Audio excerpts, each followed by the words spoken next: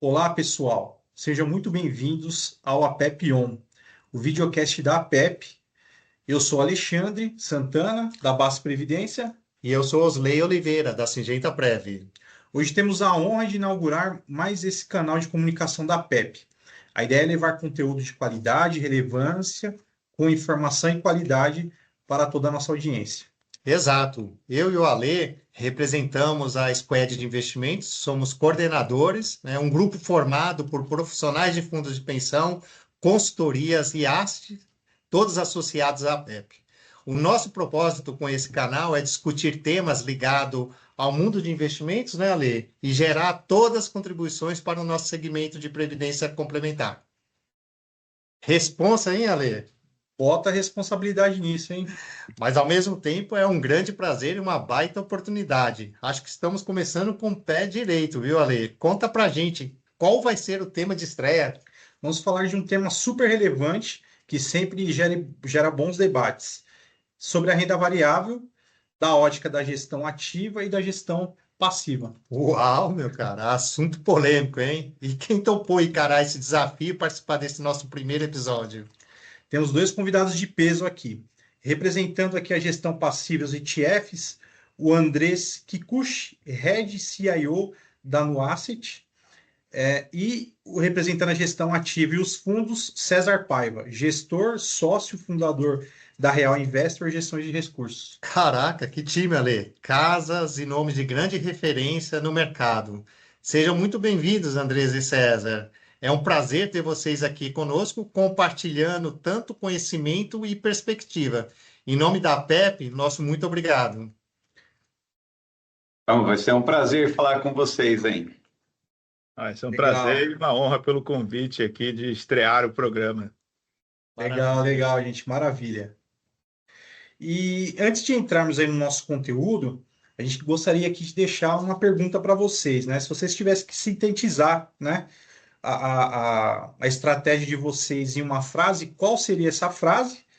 E aí eu direciono inicialmente essa pergunta para o César. E aí, César, se você quiser aproveitar também o gancho, já se apresentar, fazer uma introdução, falar um pouquinho sobre você aí. Ótimo. Se eu fosse resumir, eu diria que seria o investimento racional, né? Que no fundo é querer ser sócio de boas empresas, desde que estejam sendo negociadas a preços muito adequados, né? No fundo, a gente tem que comprar uma boa empresa num bom preço para que a gente tenha um resultado aí interessante de longo prazo, né? Bom, falando rapidamente aí de mim e da Real Invest, sou um apaixonado por investimento, que começou a investir em ações em 2001. Acho que desde então nunca mais parei. Já trabalhei como bancário, trabalhei como assessor de investimentos, até que eu decidi, em dezembro de 2008, abrir a Real Investor Gestão de Recursos e fazer a gestão do Clube de Investimento em Ações Real Investor, que começou ali na época com 3 cotistas, um desejo, uma vontade de fazer o meu melhor para esses cotistas. 3 cotistas iniciais era eu, meu pai e minha mãe. E logo na sequência eu fui convidando todas as pessoas que eu conhecia, enfim, para fazer parte assim desse clube. Esse clube cresceu, foi transformado no Real Investor FIA, né, nosso principal fundo de ações. Tem o fundo aí para institucional e de lá para cá foram 16 anos.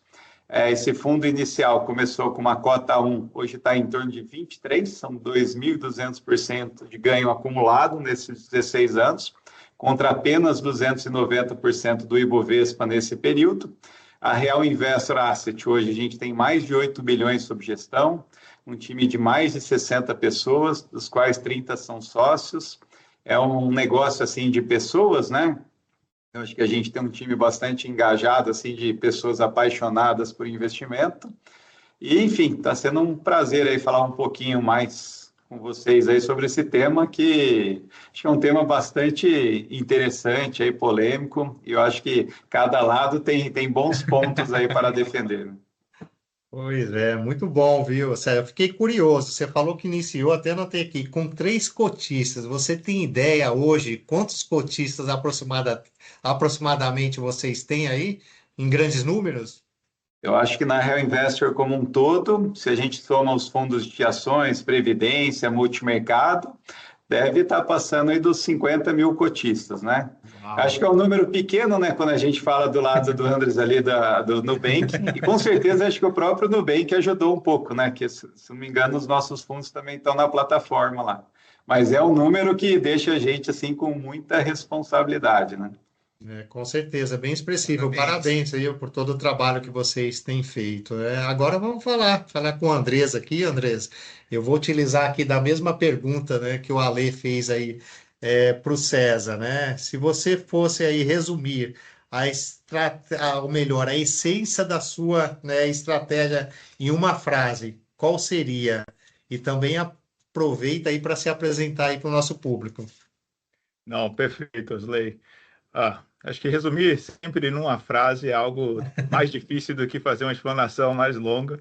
Então, dito isso, do nosso lado aqui, acho que é trazer soluções de investimentos para os nossos clientes, trazer soluções de investimentos para o mercado, né? E um pouco aqui dessa razão de trazer a palavra soluções, diz muito sobre a gente ter constituído aqui a Asset e muito, talvez, também a trajetória aqui no mercado, né? Então, eu estou aqui no mercado há 20 e poucos anos, 23, 24 anos. Tempo, hein? Tem uma trajetória ali bem parecida até, César, com a tua, né? Acho que trabalhei desde corretoras, bancos, wealth managers, privates, e mais recentemente, nos últimos 5 anos, eu vim para o Nubank para montar a asset do Nubank, né? Já passei desde o lado de ser analista, buy side, sell side, portfólio manager. Tive meu clube de investimentos também, César. Foi, inclusive, meu trabalho de conclusão de curso na faculdade. Eu usei o clube de investimento como base disso. Não tinha 3, tinha 8 cotistas, né? E lógico, acho que navegar aqui nesse mercado ao longo dos últimos 20 anos, principalmente quando a gente fala de renda variável, foi um mercado que acho que a gente teve uma oportunidade única aqui, vou falar por mim, mas acho que com certeza você também, César, de ver o desenvolvimento de um mercado, né? Tanto da parte fundamentalista, tanto da parte das empresas que vieram ao mercado, então tive a oportunidade de passar por tudo isso também. E mais recentemente, quando vim para o Nubank aqui para montar a Asset, né, para realmente trazer aqui na nossa visão uma solução de investimento ampla, né, no qual a gente pudesse atender, e aqui pegar até o gancho da tua pergunta que você fez para o César, né, a gente hoje tem uma base de 1,5 milhão de cotistas.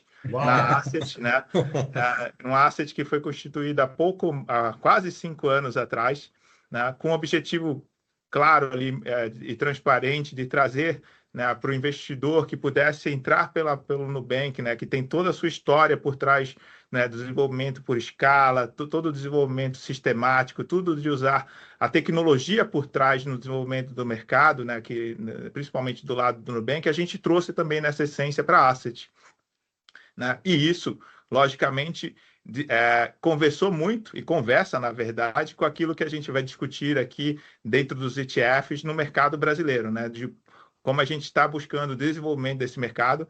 A gente nem usa tanto a palavra passiva, usa mais indexada aqui quando a gente fala dos próprios ETFs, mas e acho que vai ser uma conversa super legal quando a gente traz exatamente uma pergunta, como vocês bem mencionaram, da polêmica, às vezes, do ativo versus passivo, ativo versus indexado, que acho que ela é polêmica porque muitas vezes acho que a gente não discutiu isso de forma mais ampla, mais profunda, e não vou dar nenhum spoiler, mas acho que vai ser uma conversa muito legal.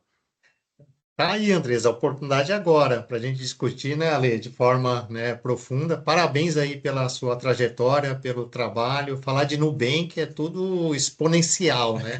Deu para ver aí a Nuast com 5 anos de história, já com 1,5 milhão, né, de cotistas. Ale, essa conversa, essa resenha vai dar o que falar, Vai ser interessante. Boa, Ale. Legal, pessoal. Então a gente vai avançar aqui. O primeiro bloco aqui a gente vai direcionar para o César, né? E a gente vai falar um pouco então da gestão ativa, né? Então, César, como que a gestão ativa ela pode contribuir para a geração de alfa em um portfólio institucional, né? A gente mesmo, nossas fundações, a gente tem alocação, né, nessa classe de ativo, e então é importante, né, ouvir um pouco do que você acha sobre isso, né, sobre a geração de alfa. E qual o papel da alocação internacional nessa busca por alfa, né? Dos mandatos, claro que você pode ter essa exposição. Então, Queria que você falasse um pouquinho aí para a gente desses dois aspectos aí. Bom, vamos lá. Eu acho que hoje, felizmente, né, acho que o investidor tem à sua disposição várias estratégias diferentes, né? No meu chapéu aqui da gestão ativa, eu acho que uma das principais contribuições, né, se o trabalho for bem executado, é justamente a geração de alfa, né, ou seja, um resultado superior.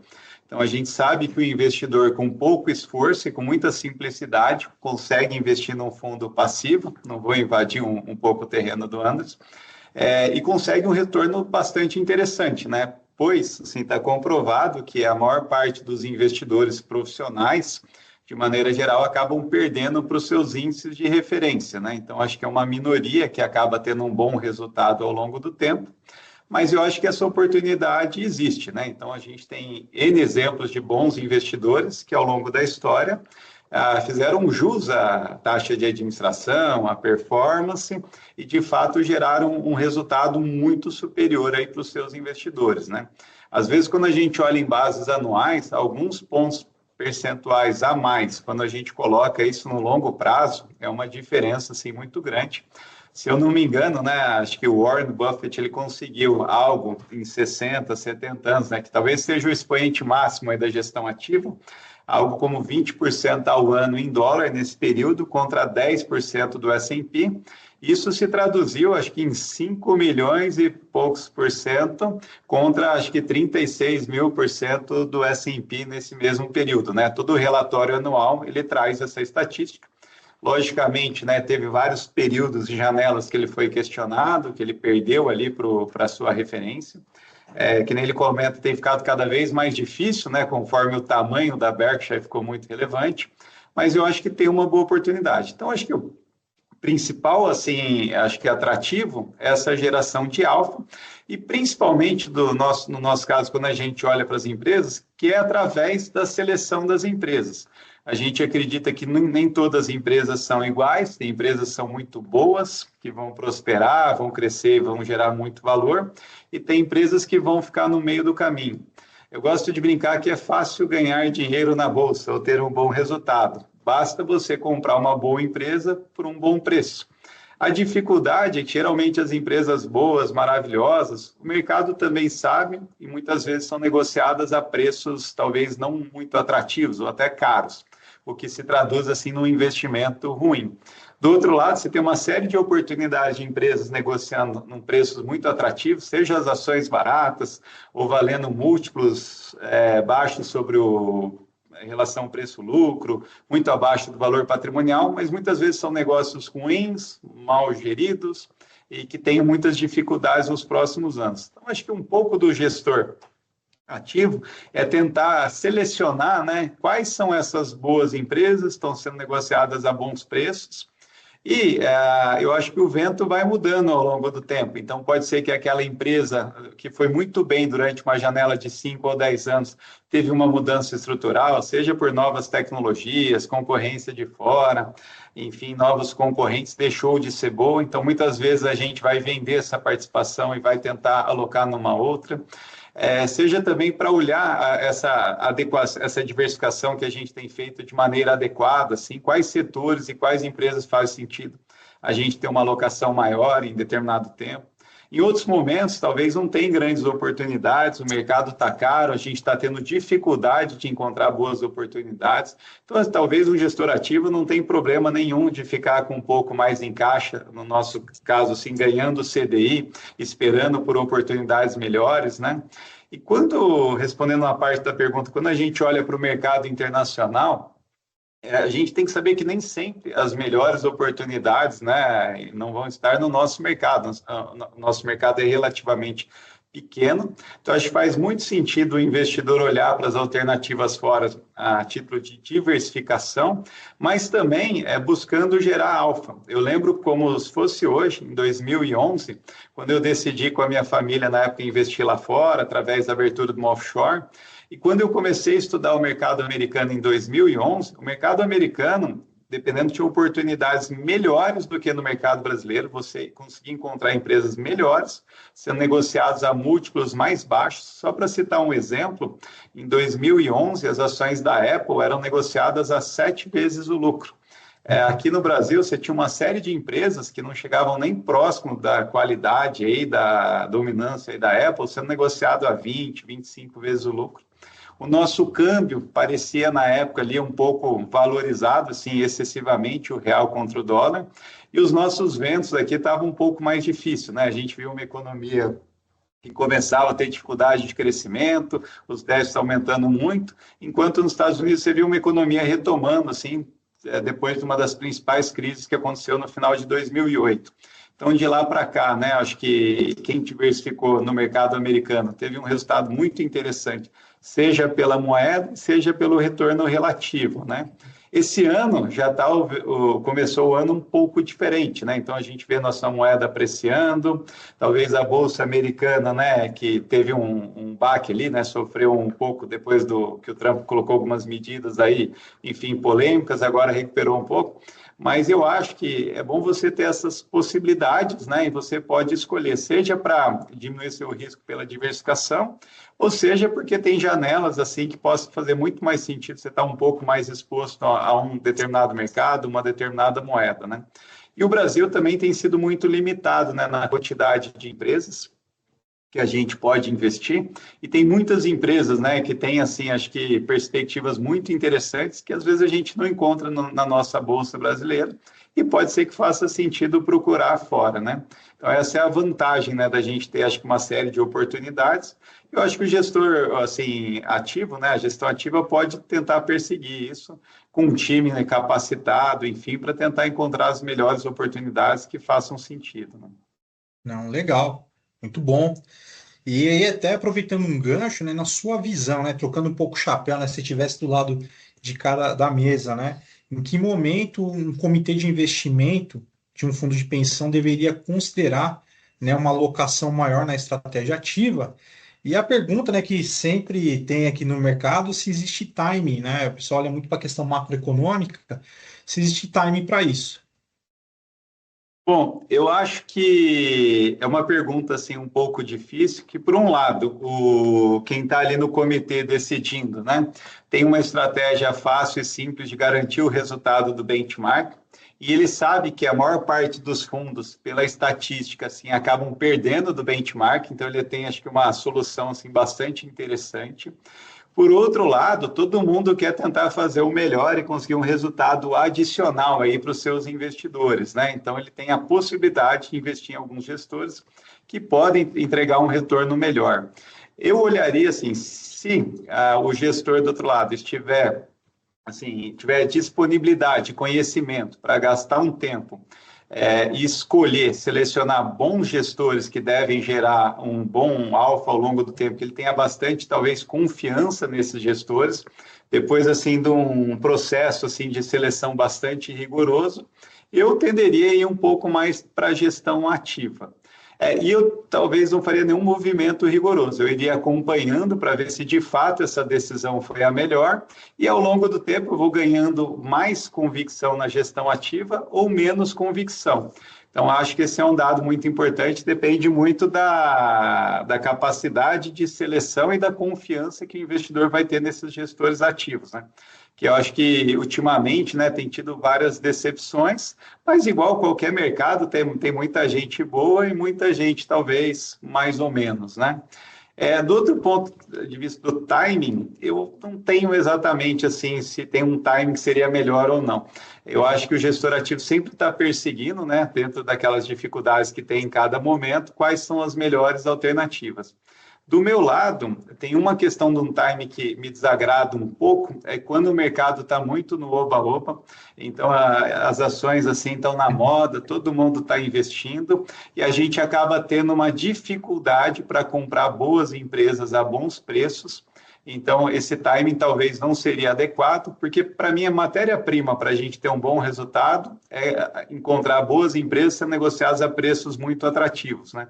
Acho que o momento atual tem muito dessas oportunidades, mas se vocês me perguntassem no final de 2019, naquele finzinho ali do oba-oba, ali depois daquelas altas de 2016, 17, 18, 19, a gente estava encontrando bastante dificuldade, né? Então, para mim, é muito importante que esteja um ambiente assim que a gente tenha muitas boas oportunidades para que fique mais fácil o nosso trabalho aí de seleção aí de alternativas realmente interessantes.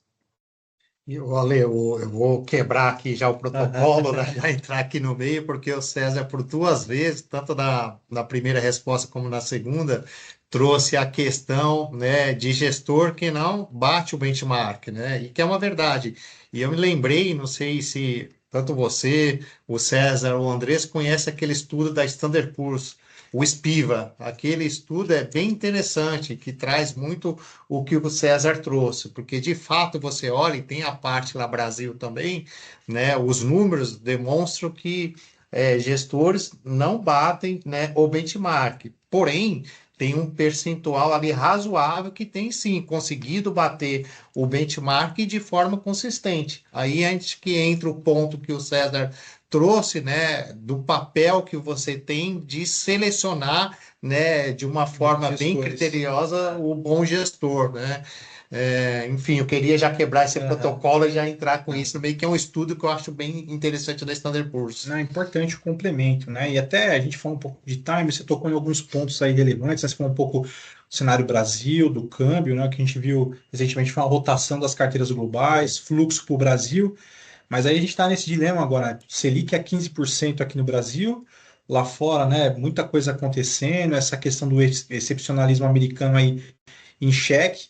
E aí eu queria entender, assim, né? A gente não precisa se aprofundar tanto, mas o que que você está olhando tanto de cenário Brasil, olhando a renda variável, como o cenário lá fora, né? Então, eu sei que tem um pouco dessa expertise, né? Então, se puder falar um pouco para a gente aí, acho que é interessante, até para a gente, a audiência nossa aqui, até começar a se entender e talvez até se posicionar para aqueles que estão under alocado ou até over alocado na classe de renda variável. E tá fácil para eles, né? Principalmente ali para o César, com tudo que está acontecendo, né, no mundo, né, Tá e Brasil, fácil. tá fácil o trabalho.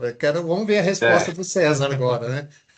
Não sei se está muito fácil, não, mas tentar, assim, de maneira bem resumida, a gente gosta muito desses ambientes assim mais difíceis, porque são em ambientes assim difíceis, quando você tem uma nuvem um pouquinho preta, as coisas estão menos claras, que você tenha, acho que talvez as melhores oportunidades, né? Então, quando a gente olha em relação ao histórico, dá para falar que a nossa bolsa, né, na média, está barata, né? Então, deve estar negociando a 8, 9 vezes a relação preço-lucro. Se a gente olhar lá nos Estados Unidos, o S&P deve estar negociando uma relação em torno de 23. A média da nossa bolsa deve ser em torno de 12 ou 13 vezes. A gente passou por anos de pouco interesse assim, nas ações brasileiras, né? Então, a gente viu boa parte dos fundos institucionais aí levando resgates. Eu diria que a cada 10 gestores de ações, 9 estão tendo resgates e estão sendo obrigados a vender as empresas, mesmo que eles gostem, mesmo que eles acreditem, por conta desses resgates. Que nem vocês bem colocaram, né? A renda fixa está muito atrativa, a remuneração de uma NTNB longa também está bastante atrativa, então gera assim um pouco interesse assim nas ações de maneira geral.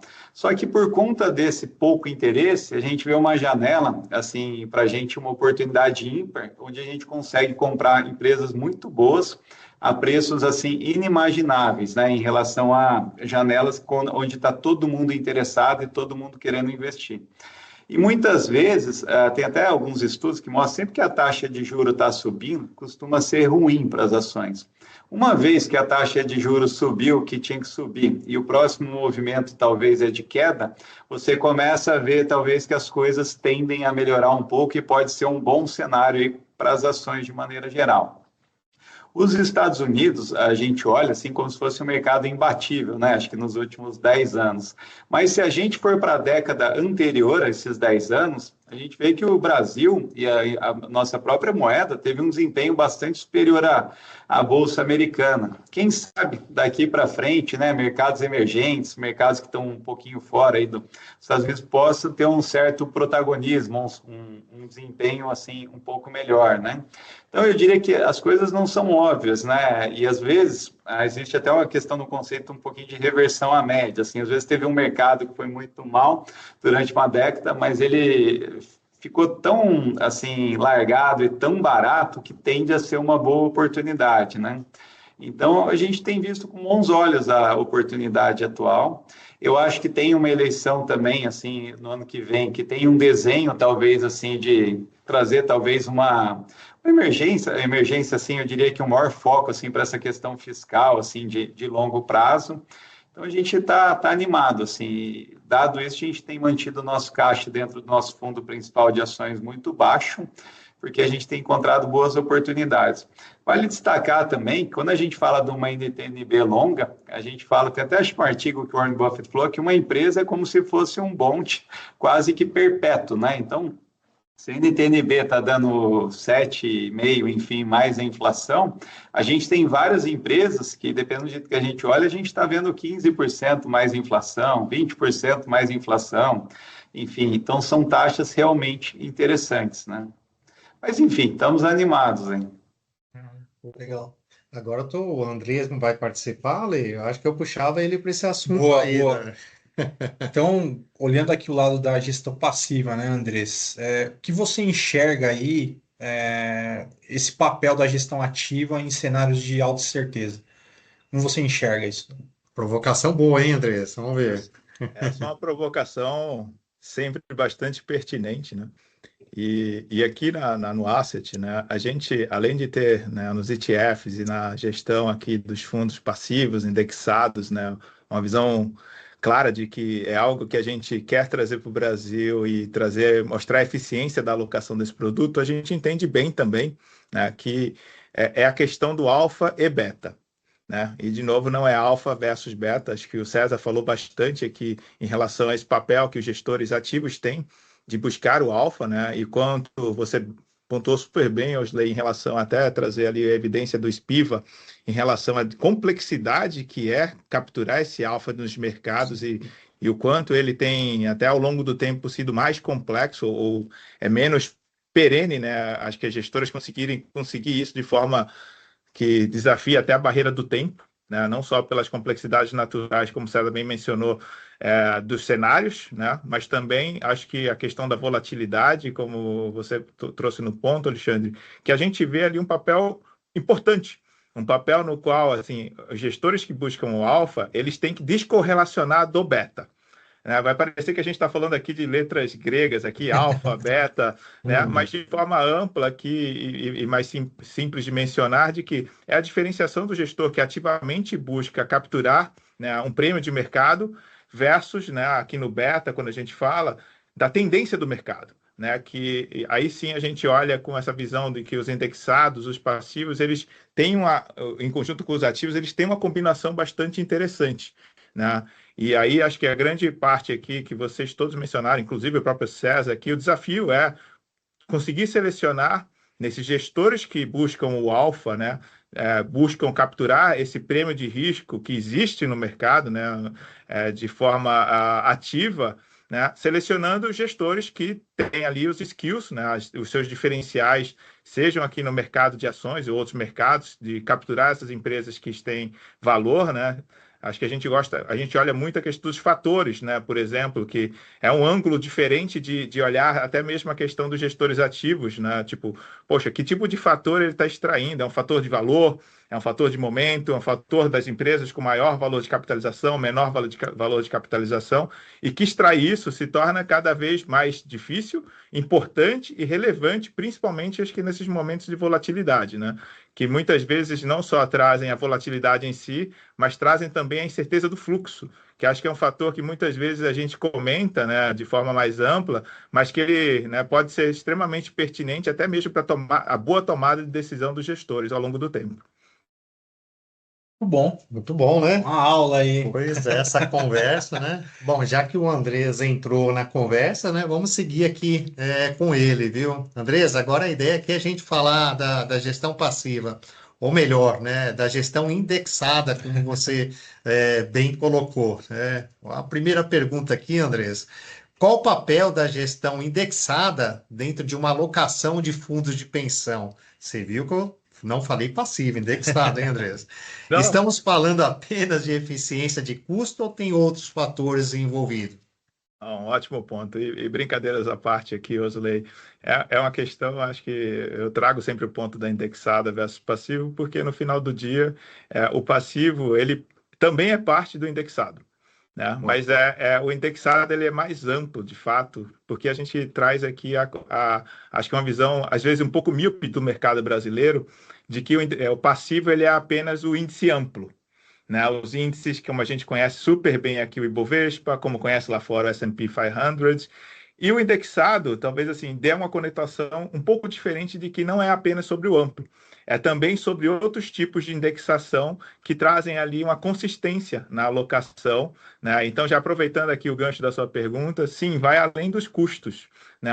Uma alocação indexada. Os custos, principalmente para uma estrutura de fundo de pensão, né? Uma estrutura no qual a gente sabe que tem um mandato de alocação de longo prazo e tem, acho que, toda uma beleza por trás do que a gente sempre traz na renda variável, né? O longo prazo como um fator importantíssimo para a captura, né, dos prêmios, tanto do alfa quanto do beta ao longo do tempo, pela volatilidade intrínseca que esse mercado tem, né? A volatilidade natural de um mercado de renda variável que captura os ciclos tanto de alta quanto de baixa. Os custos são super importantes na nossa visão aqui, quando a gente fala do indexado e do passivo, mas também a gente entra em outras questões, acho que tão importantes quanto, né, a diversificação do acesso, né, a facilidade do acesso a determinadas estratégias que podem ser capturadas com os indexados, né, que vão desde um índice amplo, como é o caso do Ibovespa aqui, mas outros índices que podem ser derivadas do que a gente chama aqui, e o mercado conhece, na verdade, chama muito bem de smart betas, que foi o que a gente quis trazer aqui numa conjunção tanto do que existia no mercado, quanto o papel que os gestores ativos têm de fazer a seleção, né? A gente não se coloca na posição quando cria ETFs que buscam índices mais sofisticados, vou dizer aqui, no sentido de serem smart betas, como foi o caso que a gente trouxe índices que estão buscando dividendos, na verdade não o fator de dividendo, mas captura um fator que o César vai conhecer muito bem, que é o fator de valor ali das empresas que tem, né, por consequência disso, uma boa distribuição de dividendos, empresas e fatores, por exemplo, como a gente trouxe aqui, uma baixa volatilidade, que no Brasil e no mundo existe uma anomalia, né, que se consta nos livros textos ali, da baixa volatilidade, empresas que têm esse fator de que o pessoal costuma chamar em inglês de compounder, né, que são empresas que têm uma volatilidade menor porque estão não só em setores regulados, mas também tem né, no seu negócio, né, fatores que estão muito indexados à inflação. E aí, quando você está construindo, por exemplo, né, um portfólio de longo prazo, que você está buscando uma otimização, que no mercado de renda variável já é super especializada, né, por buscar exatamente esse alfa de um lado com os gestores ativos e do outro do que a gente traz aqui com bastante evidências, né, e acho que você mencionou de novo a questão do SPIVA, que uma gestão que também otimiza o beta, ela é muito importante. Por um longo prazo em termos de custo, em termos de diversificação e acesso, em termos de liquidez, né, que vocês mencionaram aqui, vou pegar o gancho da pergunta que vocês fizeram também, mas em termos de liquidez é super importante, né, principalmente quando a gente está falando, não necessariamente de market time, mas de liquidez, por exemplo, para fazer a gestão do seu passivo. Então, a gente olha aqui com uma estrutura muito bem, muito boa, muito positiva, essa combinação, e principalmente para o gestor de pensão que classifique ali, né, muitas vezes o lado estrutural e estratégico de um portfólio e um lado mais tático, né, que claramente pode ser evidenciado com estratégias com um pouco mais de market, não market timing, mas com um pouco mais de ciclos de mercado que a gente sabe que o mercado de renda variável possui. Eu Bacana. fiquei curioso agora, Osley, porque eu senti que ele está É, invadindo um pouco a parte do ativo, né? Com eu também esses achei, hein? ETFs aí, com os indexadores pelos fatores, né? É de É, certa forma, né, uma simplificação, indo um pouquinho para a gestão ativa. Então, acho que só uma curiosidade, né? Que todo mundo fala que é passivo, mas não é. Tem um índice, tem um benchmark. Muitas vezes tem o viés de sobrevivência, né? Todo o fundo que tem essa estratégia ativa que segue um benchmark, todas as empresas que vão morrendo e vão ficando no meio do caminho vão tirando fora, né? Então, logicamente, isso vai nivelando assim o resultado para cima, porque os perdedores ficam no meio do caminho. E você comentou, né, de um dos fatores que a gente gosta muito quando seleciona uma empresa, que é dos dividendos, né? Então, se você simplesmente seguir o índice de dividendos do Ibovespa, porque ele atribui um peso para essa questão do dividendo, o resultado, se não me engano, desde que o índice existe, é mais do que o dobro do resultado do índice Ibovespa normal, né? sim. Agora, imagina que você junta dividendo com gestão, com perspectivas, enfim. Então, muitas vezes esses indexadores, né, que levam em conta alguns fatores, acho que é uma classe bem interessante. Assim. E César, Legal. pô, a gente vai fazer quase um bate-papo aqui. Desculpa, Wesley, Mas mas vamos não, lá, a gente está livre, viu? E a audiência que vai nos assistir aqui vai adorar, viu? Não tenho dúvida. não, mas César, super concordo contigo, né, na questão e não fiz nenhuma e não invadi, né? Simplesmente acho que o fato de que sim, né, muitas vezes a gente volta aqui na questão, confunde o passivo do ativo e cria esse embate, vamos chamar aqui, de que ele é muito simplista, ou simplório, melhor dizendo, né? De que existe um passivo e existe um ativo. Na verdade, existem estilos diferentes de gestão e formas diferentes de construção de uma estratégia, né?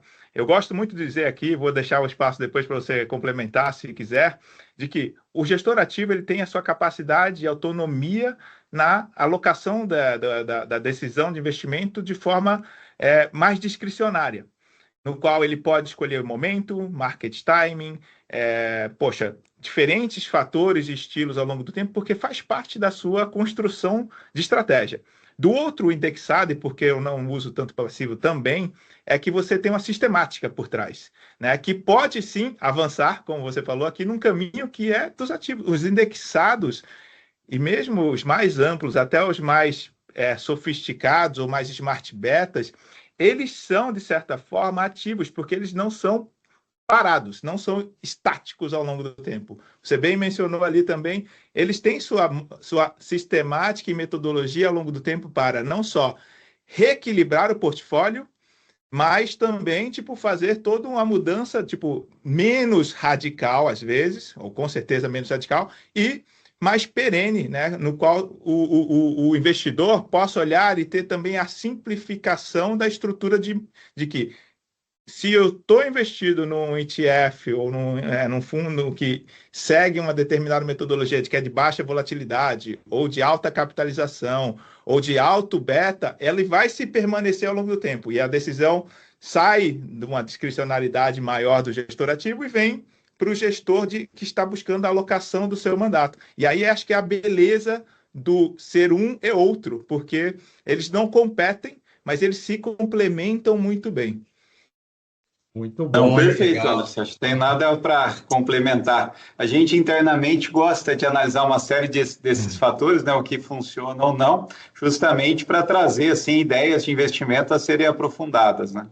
Olha, Perfeito. vocês falando aí, até muito da fala do Andrés, eu até um tempo aí atrás eu vinha muito mesmo a questão do ETF como uma gestão passiva, mas comecei a mudar, né, o conceito conversando com o pessoal da Teva, né, que elaboram índices que servem, né, para os ETFs. Então, o que eu entendo que você pode ter ali uma pitada de atividade ali nesse mandato, né?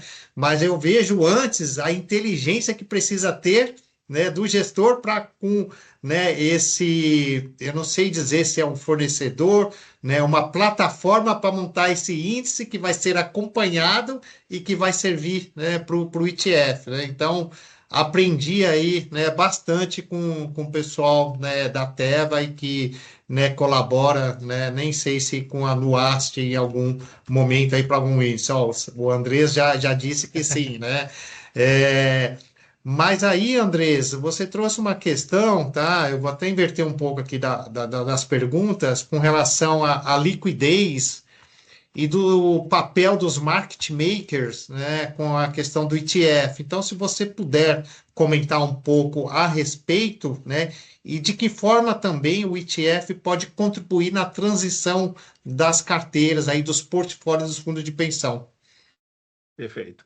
Acho que essa é uma pergunta, uma das mais que a gente escuta aqui no mercado, principalmente no Brasil, no momento que a gente está de desenvolvimento do mercado de ETFs, né? Apesar de o mercado de ETFs no Brasil ter mais de 20 anos, ainda é uma pergunta muito crítica em relação à liquidez dos próprios ETFs e na construção e a gente chama de destruição de cotas, que no final do dia um ETF é um fundo aberto, que segue uma metodologia, uma sistemática de alocação e, né, quando tem fluxo, ele cria cotas, quando tem resgate, vamos chamar aqui, saída na bolsa, ele destrói cotas, assim como um fundo aberto tradicional.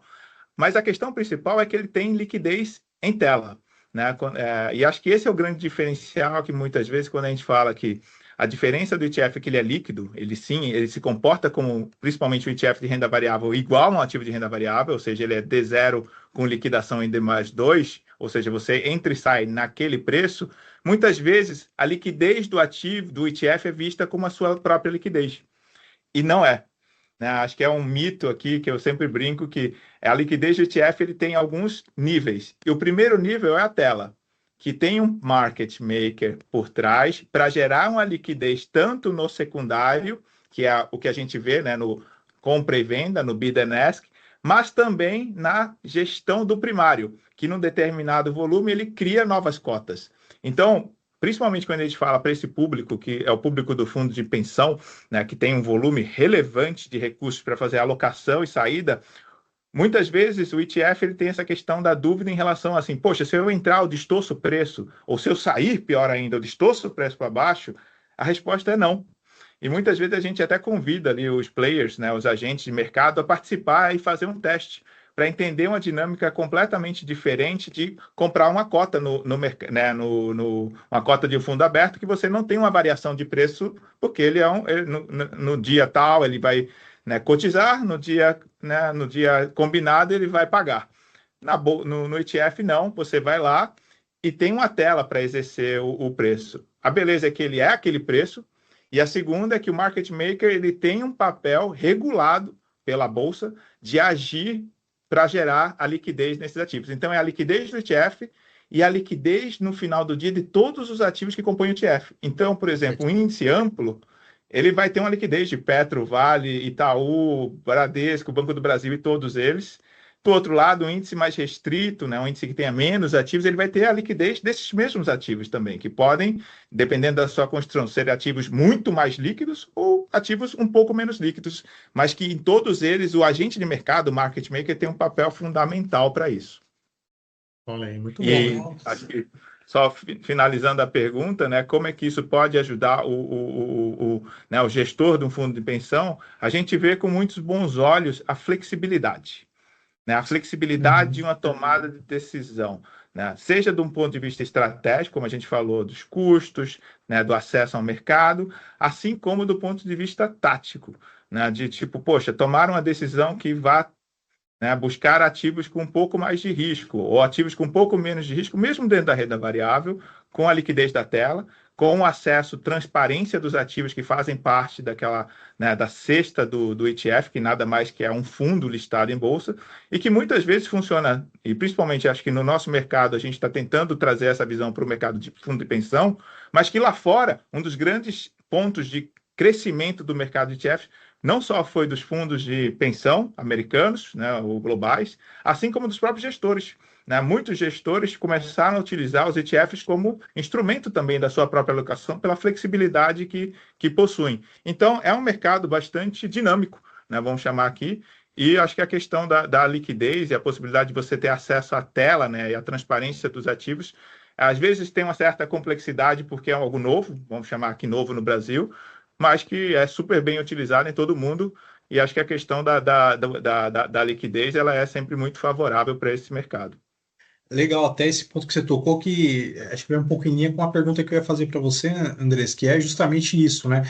Os mandatos, a gente tá. É mais comum agora a gente ver mandatos de gestão ativa em ETFs, né? Então, só entender um pouco, né, como que está essa indústria, se você está vendo isso de forma cada vez mais recorrente aí nos portfólios aí do. Pô, Ale, acho que eu não tenho dúvidas quanto a isso, né? E é o caminho que a gente via naturalmente acontecendo, tanto para os mandatos locais quanto globais.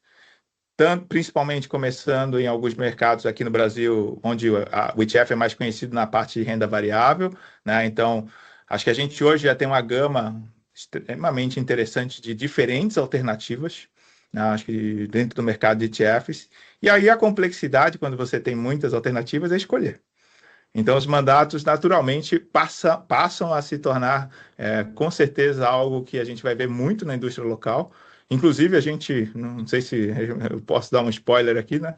Montou aqui uma estratégia para também mostrar isso, né? Tipo, a gente acabou de lançar, há 2, 3 meses atrás, uma estratégia de um fundo que caminha nessa linha tênue aqui que o César mencionou, que é entre ativo e passivo, ativo indexado, de um ETF, é um Smart ETF, um fundo que a gente faz a alocação sistemática usando apenas ETFs. Ali para mostrar até para o mercado assim, como seria o caso do que a gente pensando na nossa alocação, a gente compraria ETFs de mercado, tanto os nossos quanto de outros players, né, de outras gestoras. Maravilha, muito boa. Bom, Pergunta interessante essa, viu, Ale? Mas eu fiquei com uma dúvida quanto à questão do ETF, né, ativo. No Brasil, ele pode estar regulamentado para fundo de pensão? Como que é, Andrés? Boa. O ETF ativo, como a gente conhece pelo termo no mundo, ele ainda não existe no Brasil, né? O que a gente tem são os ETFs indexados, né, Perfeito. passivos, né, que seguem um índice, né? O que por trás, que acho que é o ponto importante, é que os índices eles não necessariamente são amplos, né, apenas. Então, os índices podem ter, de certa forma, não são ativos, mas eles têm uma metodologia que não é apenas como a gente conhece no Ibovespa, baseada na capitalização de mercado e negociação em bolsa. Eles podem ter, como eu falei, o tema de dividendos, baixa volatilidade, alto beta, baixa capitalização. Então, ele tem momentum. Então, ele tem temas diferentes, principalmente em renda variável no Brasil, que eles seguem, mas eles são passivos, indexados, mas não necessariamente apenas, né, vamos dizer assim, seguindo uma metodologia única e ampla. Eles têm metodologias diferentes, e aí acho que a questão principal, quando a gente compara aqui, não compara, né, mas traz junto o gestor ativo, é que o gestor ativo, ele não só faz a sua própria, vamos dizer assim, metodologia, como ele tem mais discricionariedade para buscar essa diferenciação, que os indexados buscam, né? Todo indexado que foge de ou vai além de um amplo, ele, em tese, está buscando capturar um prêmio que existe dentro de um determinado fator, dentro de uma determinada metodologia. Muito bom, Andrés, né? E totalmente compreendido. Agora eu vou fazer a dinâmica aqui que o Ale fez, né? Com o César, que buscou você. Eu vou buscar o César para comentar um pouco da gestão indexada, né? Tudo bem que no decorrer aqui da conversa, o Andrés, o César já fez aí alguns comentários, mas César, eu gostaria de ouvir aí de você, né? Como que você vê a gestão indexada frente à gestão ativa que você toca aí na Real Investor, né? E também se a gente pode considerar, né, tanto a indexada como a gestão ativa como complementares. Acho que pela conversa que a gente está tendo aqui, né, como a questão que eu mencionei aqui do estudo SPIVA, eu vejo uma linha de complementariedade entre as estratégias, tá? Mas, César, né, a gente quer te ouvir aí um pouco também. Bom, vamos lá. Eu acho que tem uma parte muito boa que eu gosto assim dos passivos, que uma delas é dar liquidez aos mercados, né? Então você tem várias estratégias diferentes Então, uma vez que você tem gente ali comprando e vendendo com opiniões diferentes, né? Todo mundo fala que às vezes aquela empresa é boa porque todo mundo está comprando, mas sempre tem a mesma quantidade de pessoas vendendo e vice-versa, né? Então, acho que traz mais liquidez para o mercado. Eu acho que se for uma estratégia passiva, aí, só falando da estratégia que todo mundo mais fala, né? Que eu sempre critico muito, que é o ETF que às vezes segue o Ibovespa, né? O Ibovespa tem um único, assim, tem poucos critérios, assim, para sua formação, mas os dois principais, né, são as empresas maiores e as empresas mais líquidas. E quando o investidor está estudando uma empresa, uma oportunidade, você nunca vai pensando, eu quero investir na maior empresa e na mais líquida. Eu quero investir na melhor empresa, naquela que tem as melhores perspectivas, que tem um endividamento baixo, que são rentáveis, numa indústria que eu acredito no longo prazo, né? Então, o passivo ele acaba não capturando isso. Então, acho que muitas vezes o investidor, assim, o gestor, ele está tentando arbitrar. Imagina se um exemplo assim lá do passado, se a gente fosse olhando para o OGX só do ponto de vista de valor de mercado e de negociação, inclusive até no índice teve uma mudança depois na fórmula do índice para não deixar uma empresa com uma nova OGX ganhar tanta representatividade, né? Mas muitos gestores que olhavam aqueles fundamentos com calma, que via que não ia entregar, não ia dar o lucro, enfim, foram lá e foram arbitrar, shortearam, venderam suas ações, enfim. Então, acho que os dois mercados, ele acho que funcionam de maneira complementar. Se no futuro a indústria toda for para o investimento um pouco mais passivo, para mim seria um mar de oportunidades, porque eu acho que vai ter poucas pessoas assim olhando com cuidado para separar o joio do trigo, escolhendo as boas empresas a bons preços, né? Tem um value investor famoso que chama Seth Klarman, que é considerado o oráculo de Boston. Acho que é um cara que tem um track record muito bom, que perguntaram para ele numa entrevista como que ele via isso. Ele falou, eu sonho para que todo mundo seja passivo, menos eu, né? No sentido que eu vou estar olhando ali para escolher assim muito bem, né? Então, eu acho que os dois mercados se complementam. Quem sabe quando for me aposentar, enfim, né, dá muito trabalho, né, ser um gestor ativo, ficar estudando, fazendo uma série de calls, eu posso investir um pouquinho mais, aí uma parte maior nos ETFs, assim, um pouquinho de maneira mais passiva e curtir um pouco mais a vida. Acho que, felizmente, eu gosto, né, amo o que eu estou fazendo aqui, e eu acho que é uma evolução do mercado, né, acho que nos Estados Unidos está bem na frente, né, aqui ainda é incipiente, mas, assim, de maneira geral, a maior parte dos gestores não conseguem entregar um bom, eu diria que um bom resultado, um resultado acima da média, seja pelos custos, seja por uma série de viés, assim, que o gestor acaba se saindo, assim, acho que muito mal, e é para uma minoria. Então, acho que é natural, assim, acho que investimento passivo, né, tomar um pedaço aí do mercado. Eu acho que, felizmente, eu brinco aqui na Real Investor, a gente tem que continuar trabalhando assim para mostrar o nosso valor, senão a gente vai perdendo um pouquinho, eu diria que a nossa importância no mercado, né? Muito bom. Ô, André, você viu aí que vocês têm 1,5 milhão de cotista, futuramente pode ser 1,5 milhão mais um aí, viu? Muito bom, Ale. E esse ponto que o César trouxe, se me permite aqui, Sim. acho que é super importante essa visão que ele trouxe aqui, acho que eu vou falar aqui de ambos os lados, né, que é o desenvolvimento do mercado, né? Acho que todos nós aqui, independente se ativo, passivo, indexado, é olhar o mercado, que a gente sabe que é um mercado, quando a gente fala especificamente de renda variável no Brasil, que se expandiu menos do que acho que quase todos esperavam ao longo do tempo, por N motivos, né? Mas acho que um deles ali também contribuiu foi, de certa forma, certas frustrações, né?